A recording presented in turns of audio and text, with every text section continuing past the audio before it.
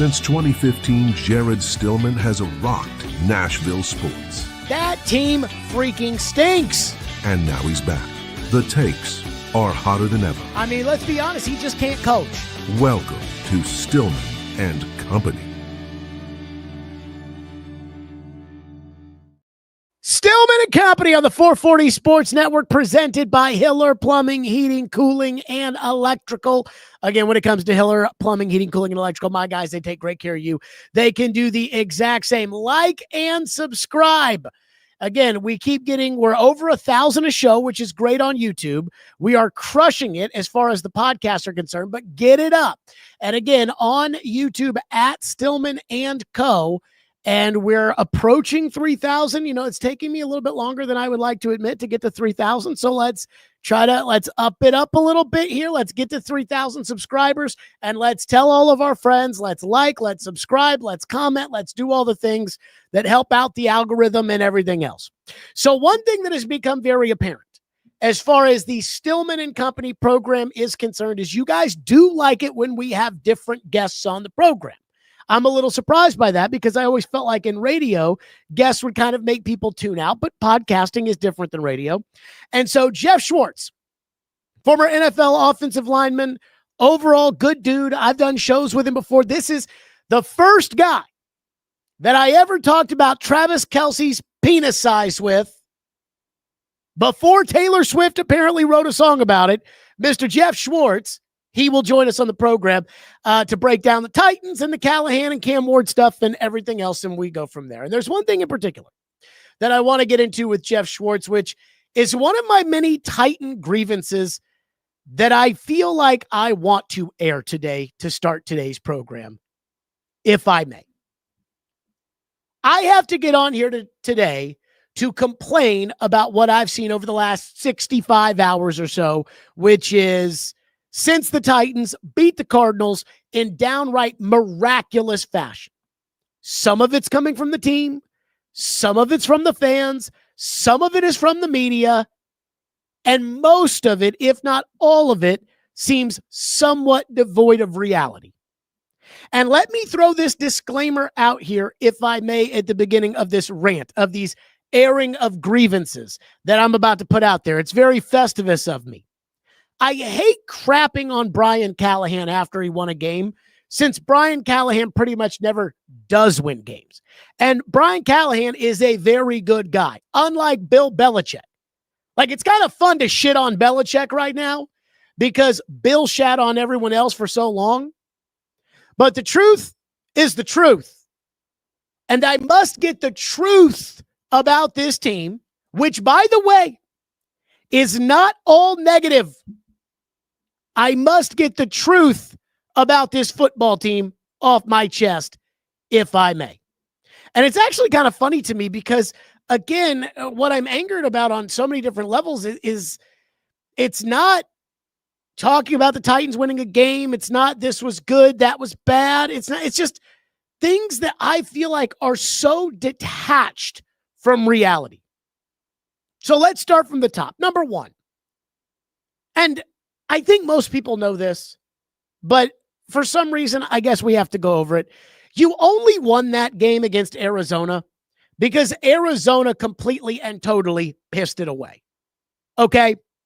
Like, I've been hearing some narratives now about the ball game on Sunday. My buddy Corey Curtis, I heard him this morning.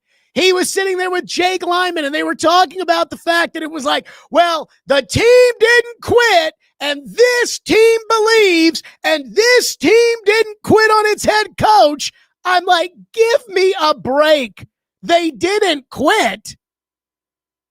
I mean, again, they didn't quit against the Texans, but we didn't sit there after that game and say, they didn't quit. They lost 26-0, but they tried hard the whole game. This is the NFL. You are supposed to try hard.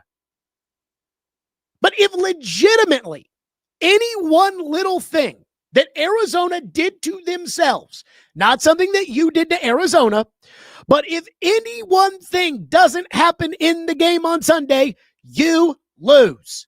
Kyler Murray gets a snap in the head while the Cardinals were in field goal range.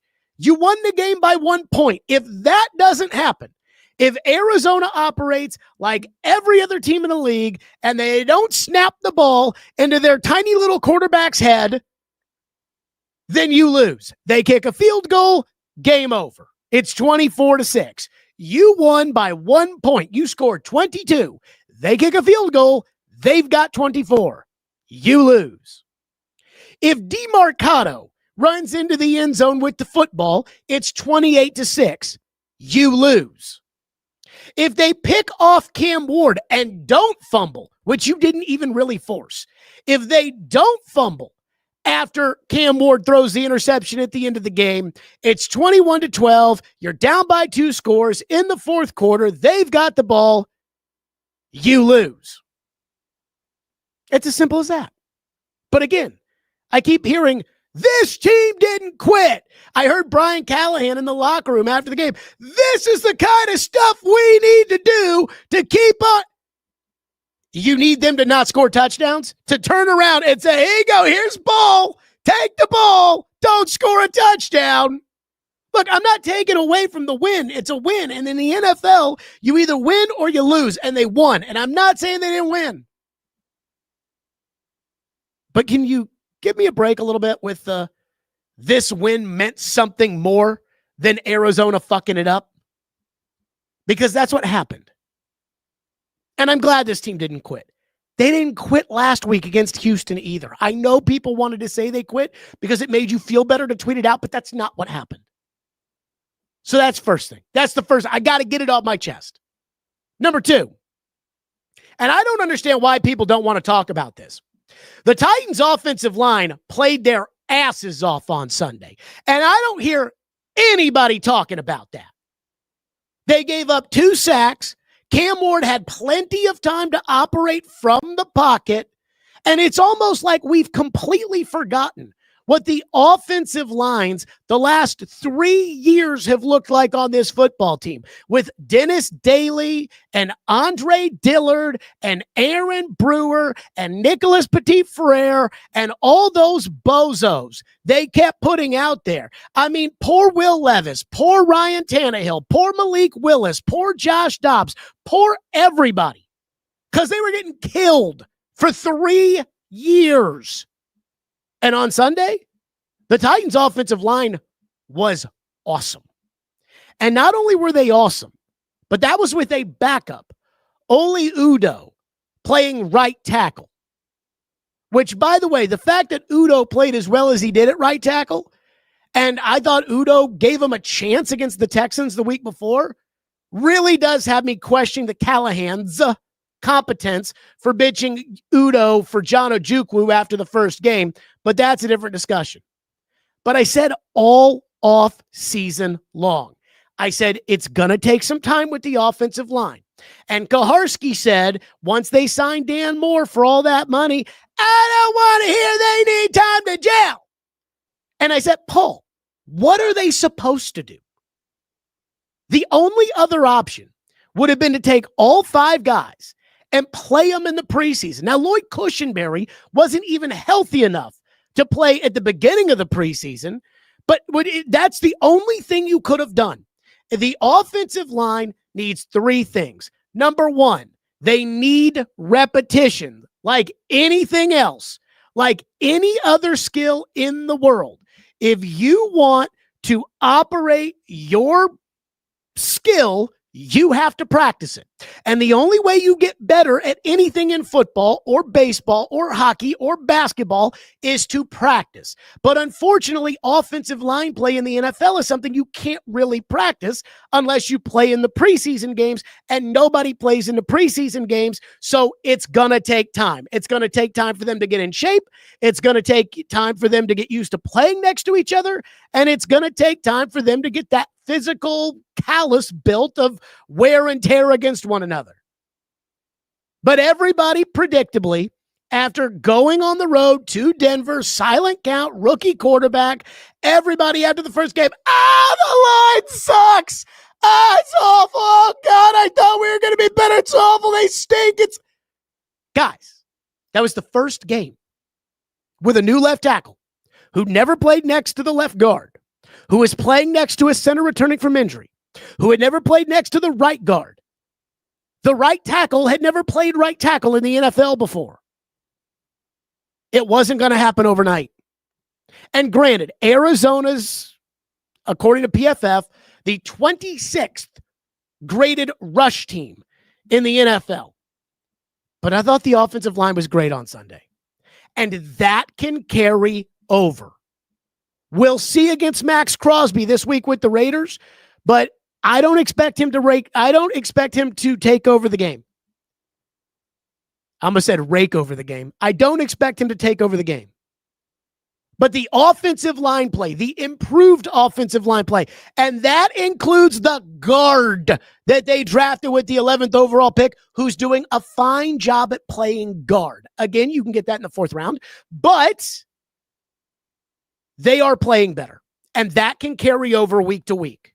The 2019 Titans offensive line that just murdered people down the stretch was abysmal for the first month of the season. That carries over. The "we never quit," that doesn't. Number 3, Arizona fucking stinks. And so I think we need to keep that in mind.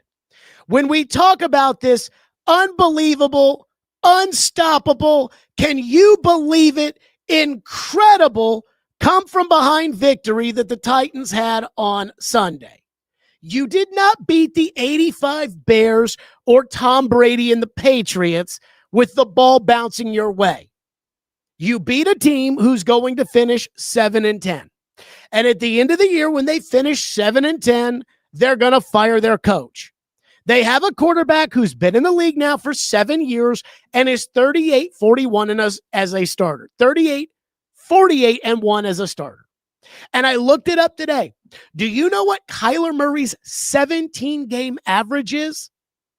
7-10. Wow. Arizona's had all these high draft picks.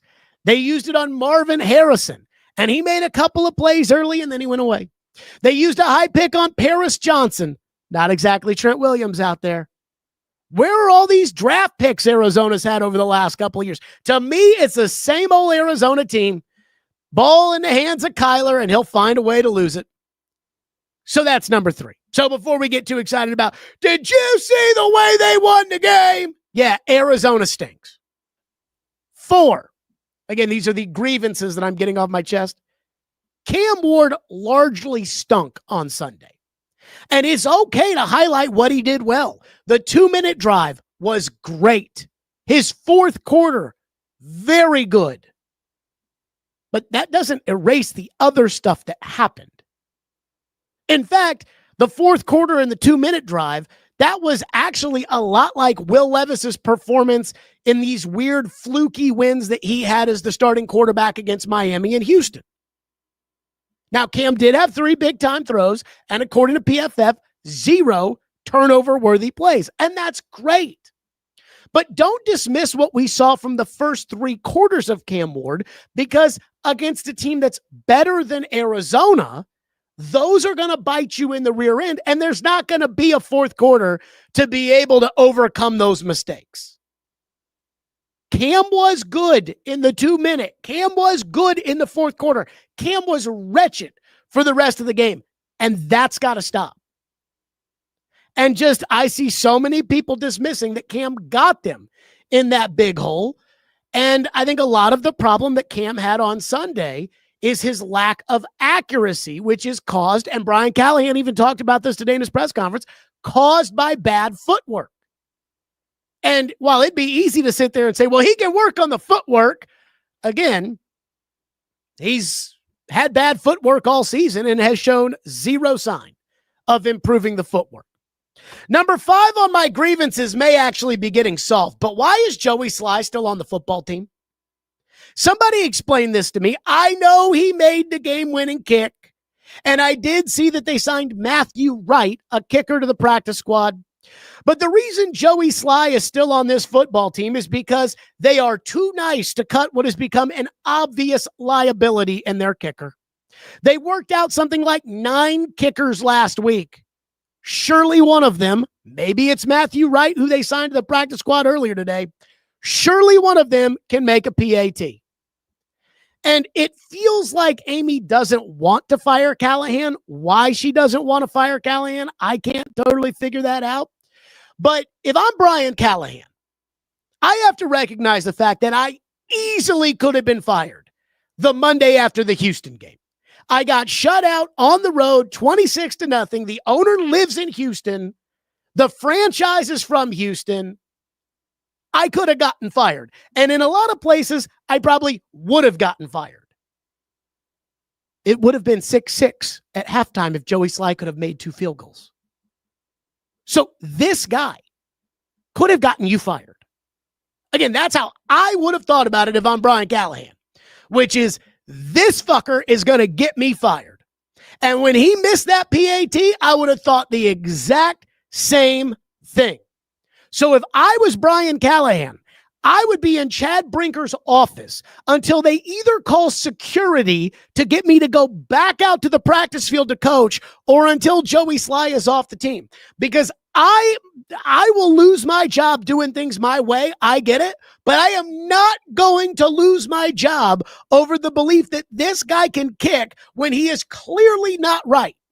And Callahan may feel bad about it because I'm sure he probably thinks he screwed him up by trying those extra long field goals against the Rams and then that whole K-ball situation against the Colts, whatever. But this guy right now cannot kick. So he's got to go. So either they're too nice or they're too cheap to cut the kicker, but somebody explain this one to me. This one, number 6, as I'm airing out these Titans grievances, this one, I don't even think fans are buying this. I think this is the one that comes from the team. Well, there's 2 that really come from the team. This is one of them. Telling me that L'Jarius Sneed's hustle meant anything or caused that DeMarcado fumble at the end of the game. L'Jarius Sneed is an NFL player. He is supposed to hustle. So the Titans are trying to tell people, and Denard Wilson said this yesterday in his press conference, and it'd be nice if the Titans put those coordinator press conferences back on YouTube, I'm just saying. But Denard Wilson said in his press conference yesterday, and I saw TD tweet it, that apparently Sneed's effort helped led to the fumble. DeMarcado didn't even know Sneed was there. The fact that he hustled is great. But DeMarcado didn't fumble the ball because Sneed chased him down. He had no idea where L'Jarius Sneed was. Sneed didn't force the ball out. He didn't go in and hammer after it. And yet the head coach and the defensive coordinator have both tried to act like the mere presence of L'Jarius Sneed running down the field forced that guy to let go of the football at the 1-inch line. Call up Jonathan Gannon in Arizona. Ask him, do you think L'Jarius Sneed had anything to do with why you fumbled that ball? He'd say, no, we fumbled the ball because my guy's a moron. And he was so mad about it, it cost him $100,000. So Denard Wilson and Callahan acting like Sneed made some sort of impact on that fumble. Well, again, it's great that he hustled down the field. Is disingenuous at best and offensive to our intelligence at worst. And finally, I thought this was on the coach's TV show, but I think this is on the coach's radio show or the OTP or whatever it's called. But I got to get this off my chest. I could not believe what I saw. And I tried to find the exact cut to show you guys, and I couldn't find it, about 10, 15 minutes before the show. And again, I think this was on the coach's podcast and not on the TV show, but apparently in the locker room after the game, the Titans started cheering for these Netflix pilots from some show that Brian Callahan brought or watched and then brought the pilots to the game on Sunday. And the team was chanting in the locker room, primo, primo, primo, in the locker room after the game. And they explained it that apparently this was some Netflix show about fighter pilots that Brian Callahan watched and spent all training camp getting up in front of the team and telling him about these fighter pilots that Brian Callahan saw. And I really try to avoid worrying about stupid stuff because there's already enough stupid stuff out there. But the fact that Brian Callahan spent time in training camp telling these players about some Netflix show he watched, and he thinks that is going to make the team play better, is so ridiculous to me. Again, bring whoever you want to the game. I don't give a fuck. But if you're going to sit here and act like, I saw this docuseries on Netflix and now I want you to watch it because it's going to have an impact on you, you are totally out of touch with how players react to anything in 2025. I saw this and I thought to myself, excuse me, can you get back to work? Like, don't you have something better to do? And I have never seen a head coach that majors in the minors the way Brian Callahan does. It's truly amazing. Spends all training camp talking to the team about a Netflix documentary or the Pee Wee program. Like, Brian, you have kids. These players, they have short attention spans. So instead of talking to them about Netflix, in which they'll tune out, you need to hammer home the 5 or 6 things that are really important and do it over and over and over and over again so that the message will get through to them. You know, like how to get lined up right on a kickoff, which apparently they don't do a very good job of anyway. So when I saw this thing about, Callahan lectured the team during training camp about the Netflix pilots, and the Netflix pilots were at the game, and I'm like, get your ass back to work. And poor Callahan, he wins, but he is just such a boob. And I hate it for him because he's a nice guy. And again, he very rarely wins, so I don't want to crap on him after the one time he does. But I saw that, and I thought, oh my God, this guy doesn't even have a clue of what he's doing when it comes to victory.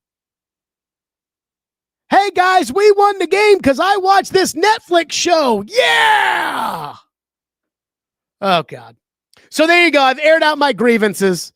I mean, again, I felt very self-serving, but I was... I got to tell you, it did make me feel better for whatever that's worth. Okay. Number 2. And again, this is a little bit of a grievance too. But first, let me tell you about Hiller Plumbing, Heating, Cooling, and Electrical. That's right. I absolutely love Hiller. They take great care of my home. They can do the exact same for you. And the thing about Hiller is they are about true transparency pricing, which means they will line item everything up front so that you don't get hit all of a sudden with that'll be $3,000. Here's the bill. No. They want 100% satisfaction, which is what they get from me, which is why they are happy you'll be or the service is free. If a customer is not pleased with the work performed, they will make it right. Again, they offer true transparency pricing, where they line item every part of the job up front. No hidden fees, no added costs, no surprises when you get your bill. Learn more at happyhiller.com. That is where I go about my business. I go right to happyhiller.com and I can, boom, set in a service order right there. And then I get a text message of when they're coming and you can kind of pick it out so it fits your schedule. It's great. That's Hiller Plumbing, Heating, Cooling, and Electrical, proud supporters of the Preds, the Vols, and Vandy. Hiller, call the Hatfish truck today. Okay, I want to get to this Ben Jones thing. I don't know if you guys saw this or not, but... And by the way, I want to put this up here on the chat. Jared says he manages properties and he used Hiller yesterday to replace a garbage disposal and to clear some pipes. Such a great experience, very transparent with their services. Highly recommend. That'll get you on the YouTube chat when you throw that one out there. So I don't know if you guys have seen this Ben Jones thing, and it's not a big deal, but Ben Jones was on Buck Rising show on 104.5 and took a giant dump on former offensive coordinator Terry Robiskie. Here's what Ben Jones said about the playoff win in Kansas City in 2018. When we had Robiskie, we got nothing. Like, it was just like, turn off the mic. Y'all have fun, boys. For a rookie quarterback. So me and Marcus would be out there. Wasn't a rookie, but still. So the playoff game versus the Chiefs, when we came back and won, we got no play call the whole second half from Robiskie. He was just like, everybody was probably wondering, like, why are we calling draw on 1st and 10? Because we had to figure out a run to take care of a safety because we couldn't just run one back power the whole time because the safety was going to make the tackle. So we were just sitting like, all right, how are we going to fix this? All right, let's run draw so maybe it softens him up. It was to the point where we had other offensive linemen like, why are we running draw? I'm like, guys, I got to block this safety by not pulling a guard. So we're having to figure this out. You're having to figure that out in real me and time. Marcus called the whole second half. Okay. So so Ben Jones is claiming that second half comeback against Kansas City was all because he and Marcus Mariota called the plays at the line of scrimmage.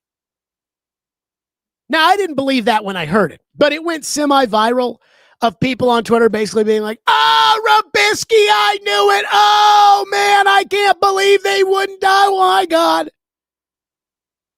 And Titans Twitter hates Terry Robiskie, so they pounced on it. So I made a couple of calls. And I talked to people that would know.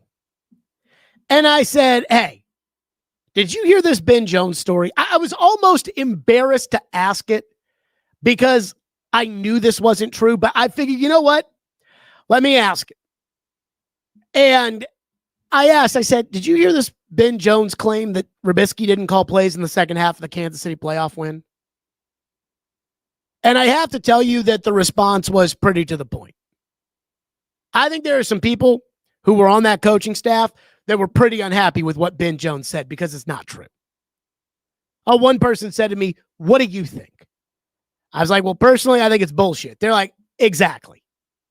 I mean, number one, if Terry Robiskie's supposed to call the plays into the headset, if he's supposed to say, hey, X3 Queen 29Z shoot double wide banana 4 whatever the fuck, and he's not doing that, there's going to be another coach on the sideline that says, why is Terry not calling the plays?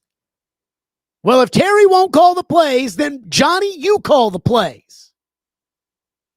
Number two, this is not 1968 where the quarterback calls the plays. You know, my dad and I were talking about Bud Grant the other day. And it reminds me one time when Fran Tarkenton was chiding Roger Staubach because Tom Landry would call the plays for the Cowboys, and most of the star quarterbacks in the NFL called their own plays. And Tarkenton was chiding Staubach about the fact that Tom Landry won't let him call the plays. And finally, the mild-mannered Staubach turned around and he looked at Tarkenton and said, well, maybe if Bud Grant called the plays, you guys will win a Super Bowl. But in 2017, quarterbacks don't call plays. The quarterback is the great eraser. The quarterback is the last person who gets to make any decision before the ball gets snapped. And then once the ball gets snapped, the quarterback gets to make every decision until the ball either gets thrown or handed off. And we all know that. But no team in the NFL, not even the teams with Tom Brady at quarterback, have the quarterback calling plays. Plus, no disrespect to Marcus, but if Marcus was such a good play caller that he could engineer a second half comeback on the road against Andy Reid in a playoff game, don't you think Marcus would have had, I don't know, a little bit of success after that? So it's a nice story and it goes viral on Twitter. But just like I said, the Denard Wilson comments about running down and L'Jarius Sneed running on that play to force that fumble and how that helped out was disingenuous at best and offensive at worst. So was the Ben Jones stuff. The idea that Terry Robiskie didn't call plays, that Mariota called the plays in that one half of one game. So, again, it's a nice story on Twitter. That's just not true. And when I heard that and I saw it kind of going semi-viral, I was like, okay, the more that this gets out there, the more it's going to be talked about. I talked to people on the coaching staff. They're like, that's horseshit. I'm like, okay, thank you. That's all I wanted to know.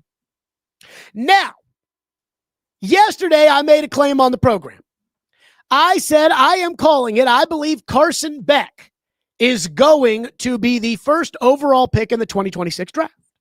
And again, this is more of a local show, so why is it such a big deal that we're talking Carson Beck, especially considering the fact that the Titans have already drafted a quarterback with the number 1 overall pick out of Miami?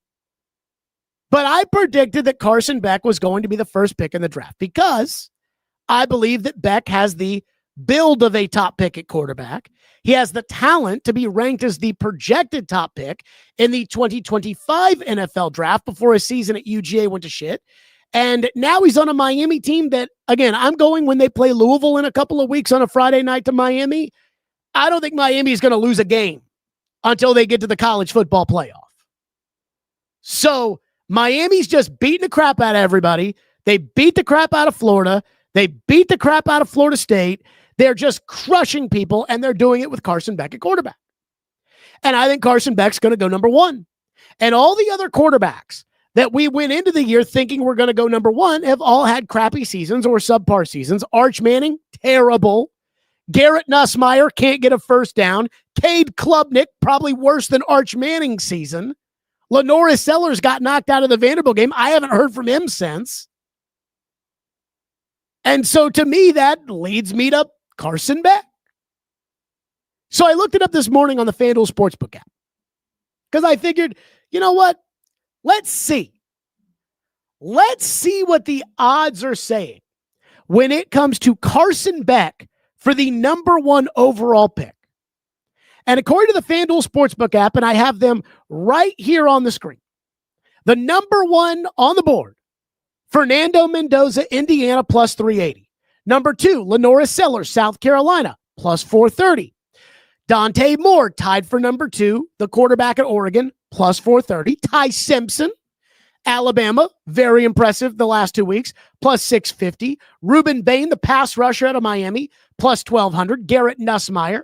John Mateer, Oklahoma, he had a nice little run before he got hurt. Then Arch Manning, plus 3,500. Drew Aller, plus 4,000. He stinks. Sam Levitt, plus 4,000. I don't even know who this Jaden Maivia, I don't know who that is. And Carson Beck, plus 4,000 to be the number one pick in next year's draft. And that takes me to something that I've been thinking a lot about. And not to make my personal finances part of the story or anything else, but I looked this up on the FanDuel Sportsbook app, and I see Beck is plus 4,000 to go number one overall. And I look at who's ahead of him, and I know that Fernando Mendoza, right now, the number one choice, he's going to get beat this week at Oregon. Indiana's going to lose a couple of games in the Big Ten. They're not going to look, he's not going number one. Sellers, maybe. Dante Moore, maybe. Mateer, maybe, I guess.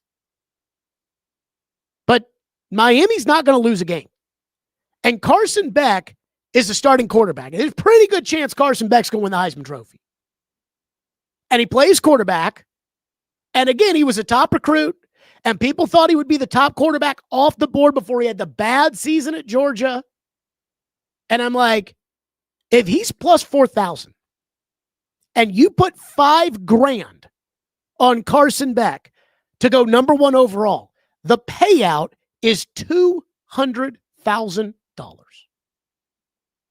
And I'm like, should I do this? Should I take $5,000 and bet it on Carson Beck to go number one for the payout being $200,000? Again, if it were Beck or the field, I would probably take the field. But I'm not getting 40-1 odds on the field. And I texted a former general manager and I asked him, I said, do you think Carson Beck goes number one? And the former general manager said to me, he goes, I think there's a real chance. And I remember what Rick Spielman said, the former general manager of the Vikings.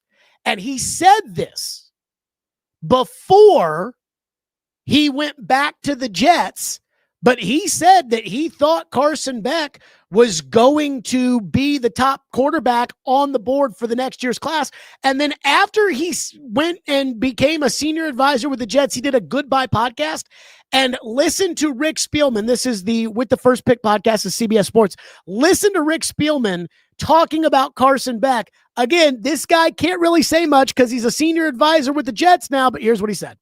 Carson Beck, top 10 overall pick. Now, I will let you have this until next year. I'll push this 1 year forward because he came back to school. That said, you're going to lose the next pick because he's not going to be the first QB drafted because he's not in this draft class. So that doesn't count. If he got pushed, then that goes. He ain't gonna be the first QB drafted next year either. But who is going to be?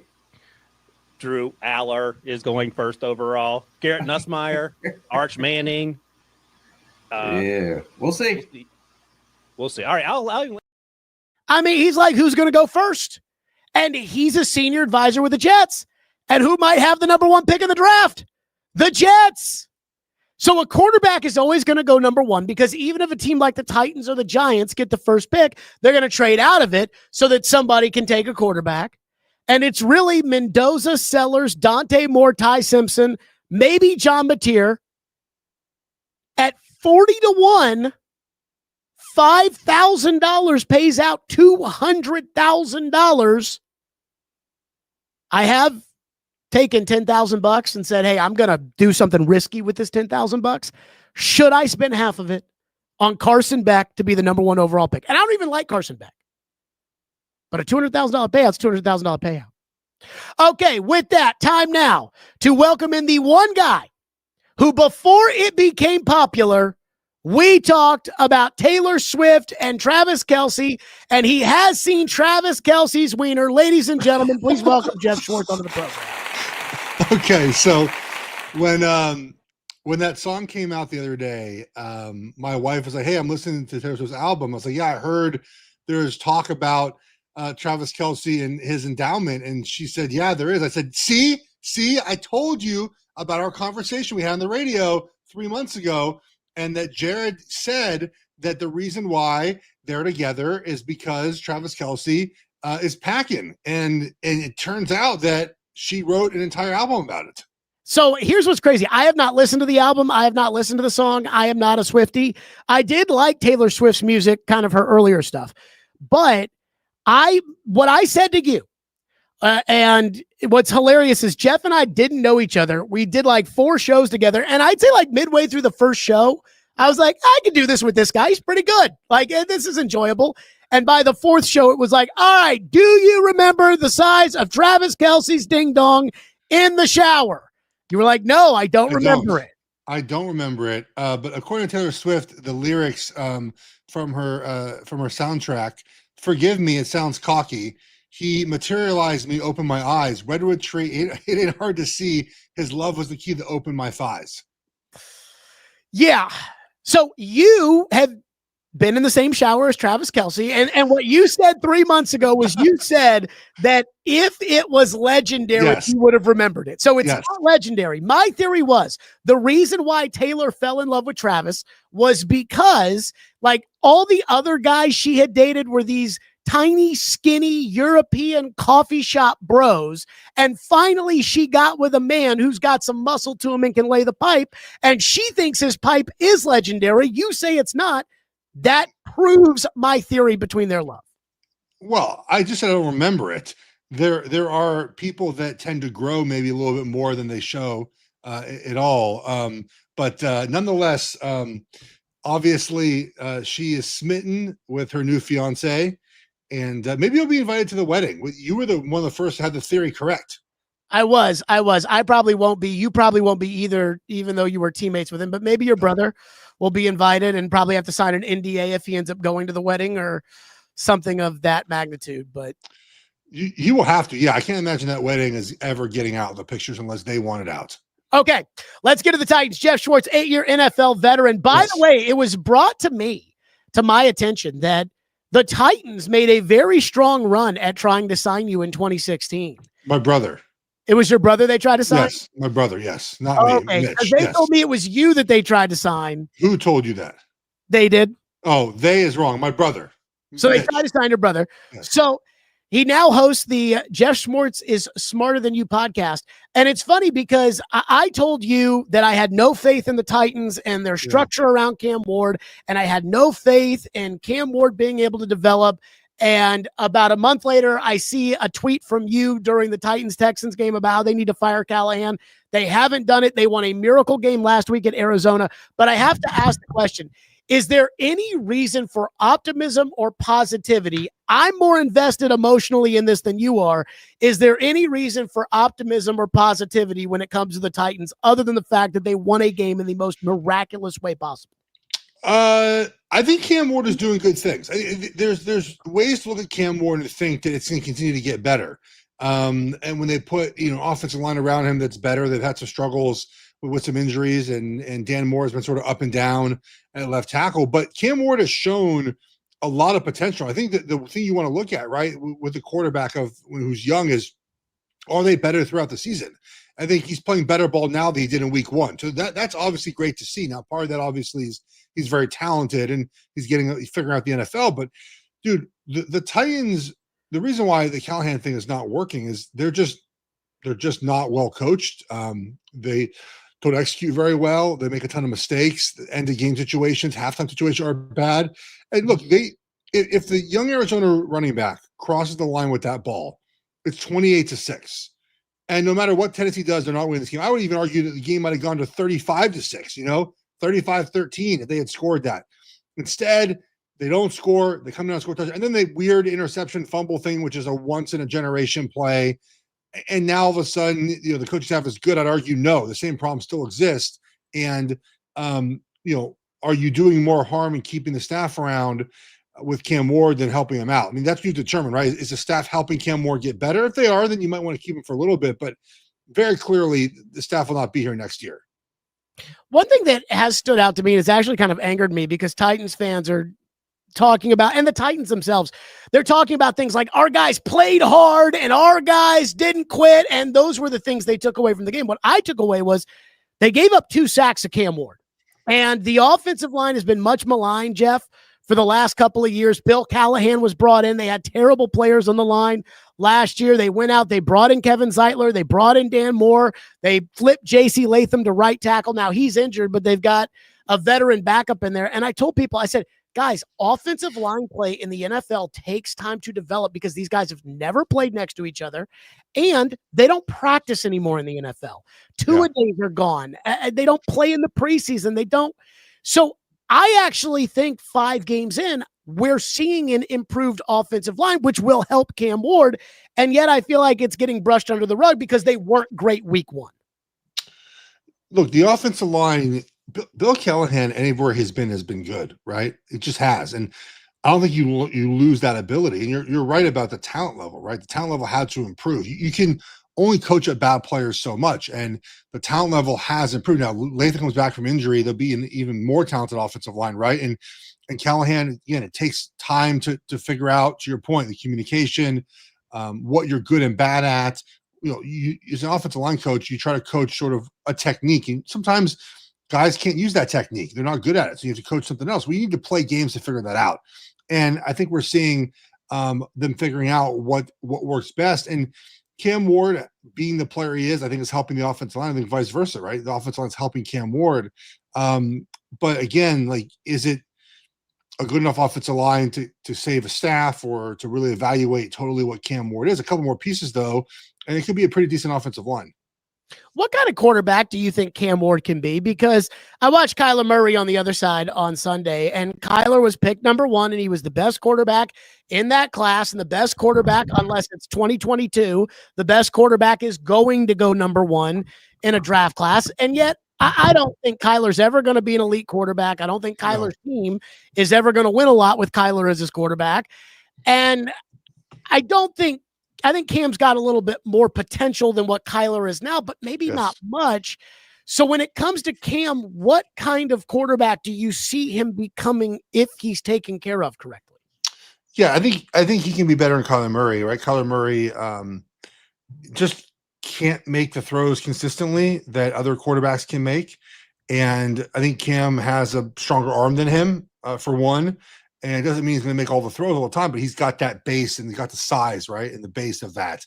The thing I stress about Cam Ward, I think it's important to note, is that he has not followed a typical journey of most of the quarterbacks who get drafted, who play quarterback at 7-on-7 camps their entire life. And then you go to high school and they play in a passing offense and they go to a big college. Remember, Cam Ward did not throw the ball in high school. Then went to Incarnate Word. Then went to Washington State. Then finally played in more of a pro-style offense at Miami. So to me, there's a lot of room for growth there, right? It's almost a blank canvas. again, like you're going to see quarterbacks get drafted in this class this year that have played quarterback since they're 7 years old and have been these passing academies, these passing camps. And Cam Ward, to me, just has a lot of upside because he's still getting those reps in that other guys have already had. And we're seeing the success of that. Look, is he ever going to be a top 5 quarterback? I don't know. That bar is pretty high to clear, right? That's the Mahomes, Allen, Burrow, Jackson, right? Like that bar. Can he be in the next group of quarterbacks? Probably. He can get there one day. It's not soon, but I think he's talented enough to get in that next tier of quarterbacks. It's probably his max. It's probably never good enough to sort of be in the upper tier. But excuse me, the best of Cam Ward, he could certainly be in tier 2. Geoff Schwartz is with us here on the program. I do wonder, what do you make of the resurrection of some of these quarterbacks that teams have gotten rid of? Baker Mayfield looks like a franchise quarterback in Tampa Bay. I mean, he and Sam Darnold had a shootout on Sunday. I am a huge Sam Darnold guy. I would have signed him if I were the Titans and traded the pick on Cam Ward because I think Sam Darnold is better today than Cam Ward will ever be. That's just me. But I ask you, these reclamation quarterbacks, Daniel Jones is doing it right now in Indianapolis. What do you make of that? Well, it's interesting. This has not really been the course of NFL history, right? With these quarterbacks, we've seen it scattered throughout. Alex Smith, right? To Ryan Tannehill. We've seen it every now and then, but not something like this. And I think it's a couple of things are at play here. One is offensive coordinators are very willing now to put an offense around a quarterback that fits that quarterback, right? It used to be for a long time that the quarterback had to fit the offense. Now the offense fits the quarterback. I think these play callers are doing such a good job, especially Shane Steichen in Indianapolis, right? Just calling an offense that really fits Daniel Jones. And again, that was never really the case in the NFL. When I came in 2008, that would never happen, right? You would never conform your offense to the quarterback. So we're seeing that take place. But also, too, like the Buccaneers have elite talent around Baker Mayfield. When their offensive line is healthy, it's a top 5 offensive line.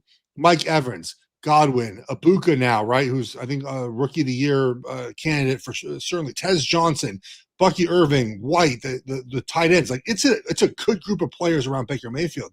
Seattle's not as good up front and not as good at wide receiver, but the top end talent there is very good. And they're designing offense around Darnold. So all these are factors. Now the question becomes, this is the NFL, right? So it's a league that so often how we talk about a player or team in week 5 is not how we talk about them in week 10 or week 15. We saw last year Darnold was great till he had to be great and wasn't. So I think for me, at least, I want to see Baker is what he is. We know what he is in Tampa Bay. We've seen it now.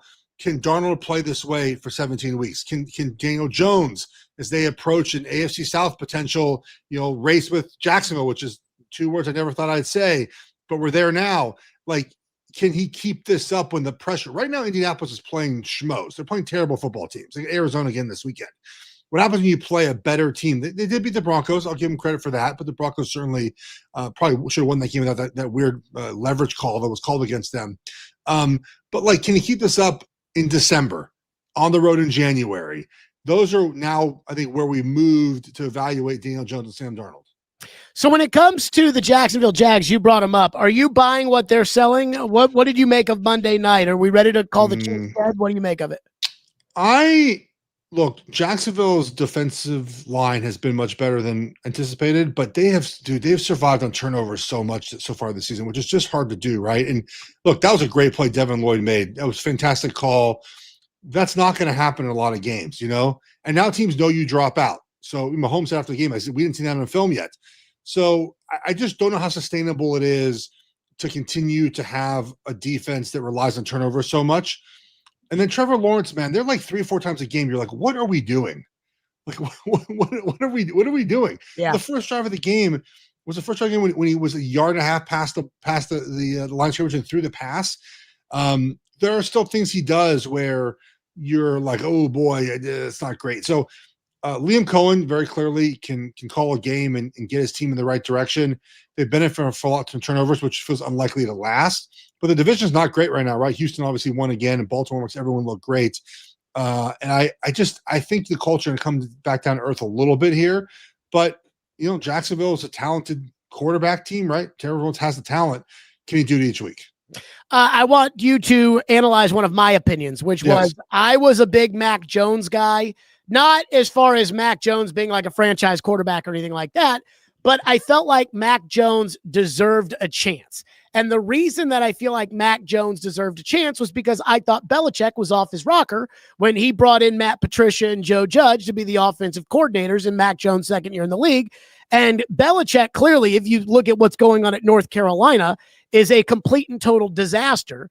So I think there may be a little something there with Mac Jones. He's made 3 starts for the 49ers. He's looked really good, really tough. What do you make of it, Geoff Schwartz?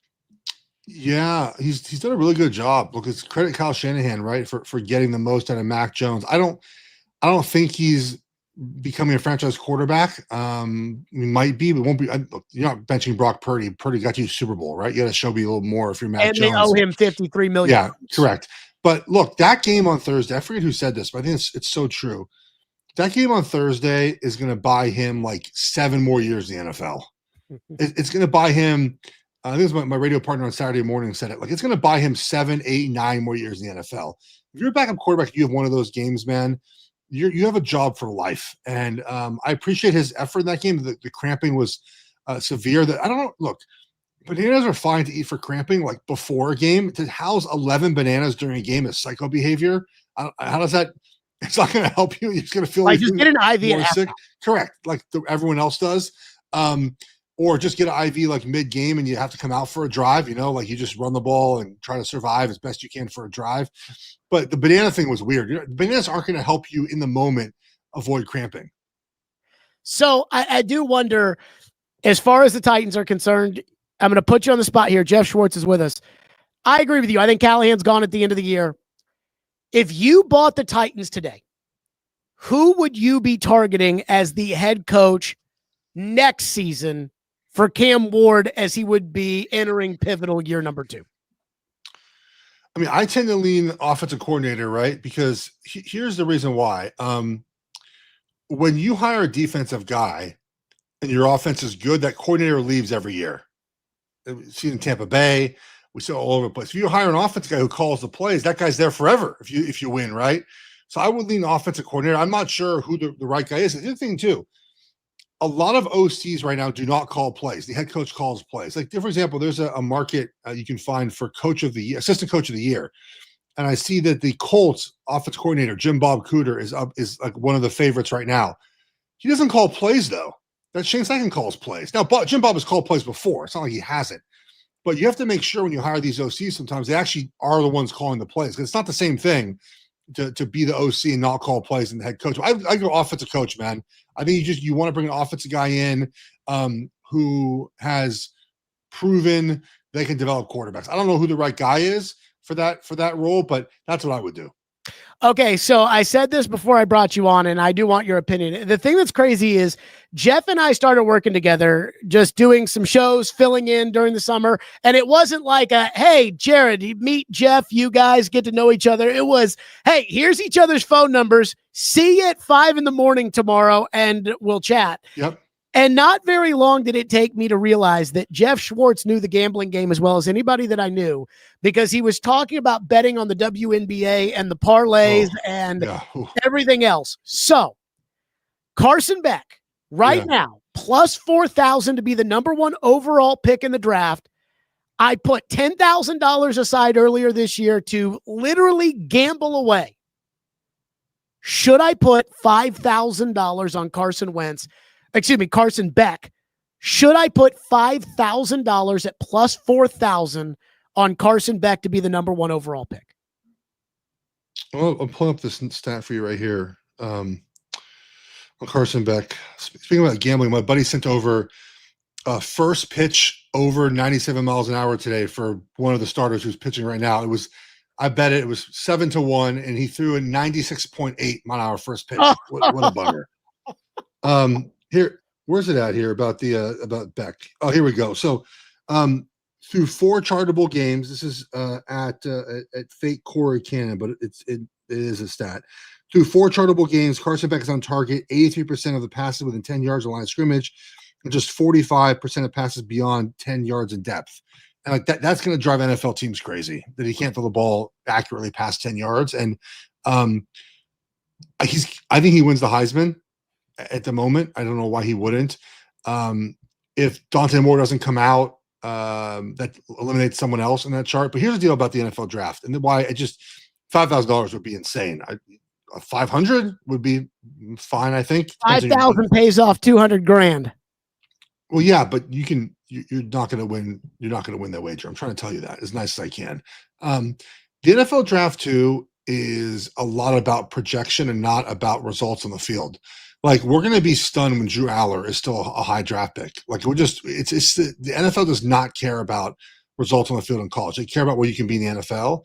And that's why I think, for many reasons, Sterling Beck's going number one. I don't think he'll be the most physically gifted quarterback. There'd be concerns about his age, which is less concerns now, I think, than we've had in the past with that issue. And there's going to be a lot of, I think, just more dynamic guys the NFL will think can be some sort of quarterback in the NFL that Beck can't be. I'm just telling you, what's going to happen is he's going to win the Heisman Trophy. Miami's not going to get beaten until the playoff. He's got size. He was supposed to be the top quarterback in last year's class. They're going to say he learned, and one of these owners is going to be like, I saw him in the Florida State game, and we need to take him. I'm gonna look up odds of other guys in right now. $5,000 is that's a lot, but I mean, good luck, I guess. I don't know. So I had a stock that went insane. Like, the idea of like the stock market is finding a stock before it blows up and then it blows up. Yeah. So that actually has happened to me. And I took out $10,000 of that stock that went absolutely parabolic. And I said, I am going to find some risky shit to invest this in. And I am thinking that Carson Beck, number one overall for $5,000 to pay out 200 would be a risky but calculated play. Buddy, it's your money. You can spend it how you want. That feels aggressive for that wager. Geoff Schwartz, ladies and gentlemen, as always on the program. Of course, he hosts about 19 different podcasts and the host of the Geoff Schwartz is Smarter Than You podcast, 8-year NFL vet. Jeffrey, thank you, sir. Thanks for having me, buddy. Take care. Yep. Joining us here on the program. That's a good man right there. And the dude knows ball. And he's telling me, don't bet the 200 grand on I say bet the 200 grand, the $5,000 on Carson Beck to go out there and try to make 200 grand. Okay. I got to get to this story. I don't know how much my audience cares about this, but I care about it. And if you're a long time Stillman and Company listener back to the Jared and the GM days, obviously you remember how much reverence the GM Floyd Reese had for Bill Belichick. And the feeling was mutual because when Floyd passed away, Bill went to the podium and released a statement in Foxborough and talked about his relationship with Floyd and how far back they go and how close they were and everything else. And Floyd always took Belichick's side, never said a bad word about Belichick. He worked with Belichick when they got their starts in Detroit. He worked for Belichick in New England, and he swore up and down that the Belichick way was the way. And I bought it for years and years, thinking that Bill Belichick and the Patriots were smarter than you. They were more disciplined than you. They were tougher than you. And now we got to talk about Belichick at North Carolina, because I am thoroughly enjoying this meltdown that Belichick has had at UNC. Again, I watched part of the game on Saturday against Clemson. It was 28-0 before you could blink. The stands were emptying before halftime. Mike Lombardi, who is Bill's handpicked general manager, and I like Lombardi. Lombardi's son, very nice to me. We knew each other when he was a coach at Louisville. Lombardi himself, very nice to me. But I remember when Lombardi would write things for The Athletic, and I would say on the old Jared and the GM program, Mike Lombardi says, and the old man would just go, okay, Mike, because he didn't really think all that much of Lombardi. So Lombardi sends out this letter to the donors basically saying, hey, we need more time. This team sucks, blah, blah, blah, whatever it may be. And I have to say, I am enjoying the Bill meltdown, the drama, the gossip, the girlfriend, all of it. But here's why I think I'm enjoying it. And I have no idea what Floyd would say. And I think all the time about, if Floyd and I were still doing a show together, and all this shit was happening to Belichick, would Floyd be able to defend it? Because you know he'd try. And I don't even know, with the girlfriend and the Matt Patricia's offensive coordinator and Lombardi and the losing and the we're going to be the 33rd team and all of that, I don't even know if Floyd could defend it. But here's what I've realized about Belichick at North Carolina. And I would say somebody around Belichick has to be there to say no. But what I've learned is if you say no to Belichick, he just gets rid of you. So he has isolated himself and insulated himself with people like Jordan Hudson and Mike Lombardi who tell him whatever he wants to hear. That's why Linda Holiday's not there anymore, because she probably told Bill, hey, Bill, you're making an ass out of yourself. Boom, cut her, go get Jordan Hudson. But what I've taken away from this entire Belichick saga, I've never seen somebody in my life ruin their legacy worse than Bill Belichick has. I think the end for Richard Nixon is going to be looked back on as, hey, you know, it was Watergate, it was bad, but it wasn't as bad as Belichick at North Carolina. And what I've taken away from it is the aura of Belichick. It was all fake. Belichick's success as a coach was pretty much all luck. That's the difference between Mike Mularkey and Bill Belichick. The difference between Ted Marchibroda and Bill Belichick. It's all luck. Everybody talked about how Mike Mularkey was a failed coach in Jacksonville, but what they don't remember is he took the job for 1 year and somebody new bought the team and wanted his own general manager and coach. It had nothing to do with his coaching. It happened to do with the situation. That's luck. Bill Belichick got lucky. He drafted Tom Brady with the 199th pick, and Tom Brady became the greatest football player who ever lived. And the worst part about Bill's luck to the top, Shula didn't luck it to the top. Landry didn't luck it to the top. Landry got kicked in the teeth over and over and over again. But the worst part, the saddest part about Bill Belichick and this fall from grace is that in the end, Bill was too stupid to realize that the reason he had the success he had in New England was because of the luck and the fortune of drafting Tom Brady. And he killed the golden goose by getting into a dick measuring contest with Tom Brady.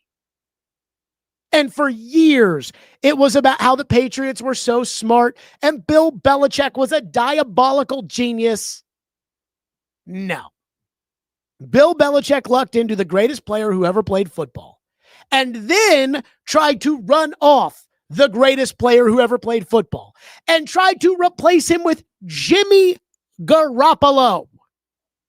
And then once Bill did successfully run off the greatest player who ever played football, he drafted Mac Jones and then stuck Mac Jones with a defensive coordinator as his offensive coordinator, ensuring that the Tom Brady replacement would ultimately fail.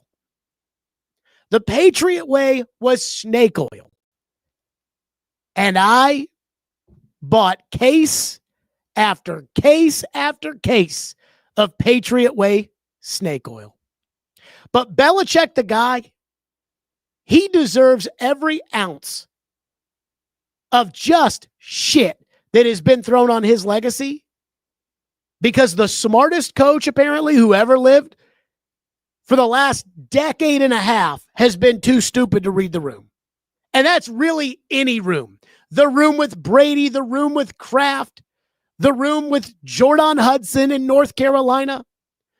Apparently, the Hulu docuseries has been canceled because who wants to watch that train wreck? By the way, I do. I bet the Brady family does. But I got to tell you that I've never seen a legacy tarnished as bad as Bill Belichick's has been over the last 5 years.